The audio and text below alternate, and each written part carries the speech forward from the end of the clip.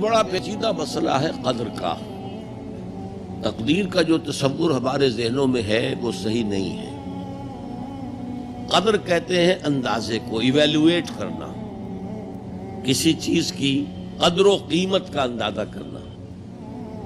اللہ نے ہر جاندار کے لیے ایک اندازہ مقرر کر دیا۔ مثلا چھوٹی سی چڑیا ہے اور وہ ہوا میں اڑتی پھر رہی ہے، انسان ہوا میں نہیں اڑ سکتا۔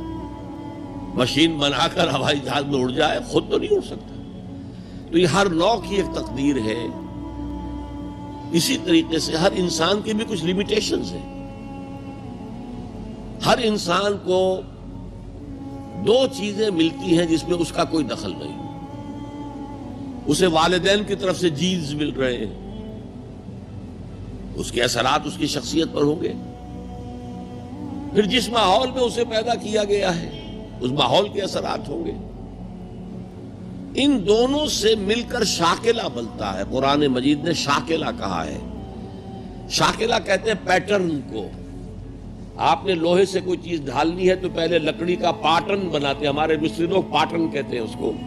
اسے آپ پیٹرن سمجھیے، تاکہ اس میں آپ نے لوہا پگھلا کر ڈالا تو اسی کے مطابق ڈل گیا۔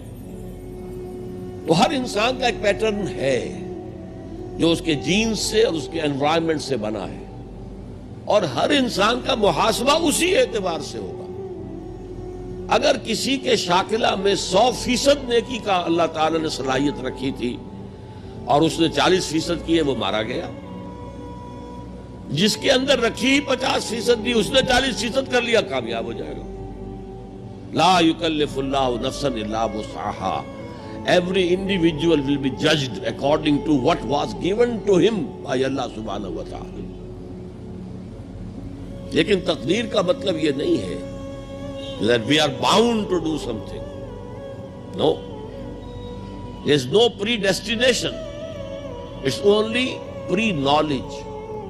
اللہ نے مجھے اختیار دیا، چاہے یہ کرو چاہے وہ کرو، اما شاکرا و اما کفورا، فمن شاء فلیؤمن ومن شاء فلیکفر۔ جو چاہے ایمان لائے، جو چاہے کفر کا اختیار کر لے۔ لیکن اللہ کو معلوم ہے کہ تم کیا کرو گے۔ یہ پری نالج ہے اللہ کا، پری ڈیسٹینیشن نہیں ہے۔ اللہ نے مجبور نہیں کیا ہے۔ ہاں، وہ لمیٹیشن جو آپ کی شخصیت کے اندر ہے وہ اپنی جگہ ہے، لیکن نیکی اور بدی، خیر اور شر، حق و باطل کا چوائس آپ کو دیا ہے، اما شاکرا و اما کفورا، اور فمن شاء فلیؤمن ومن شاء فلیکفر۔ This free will is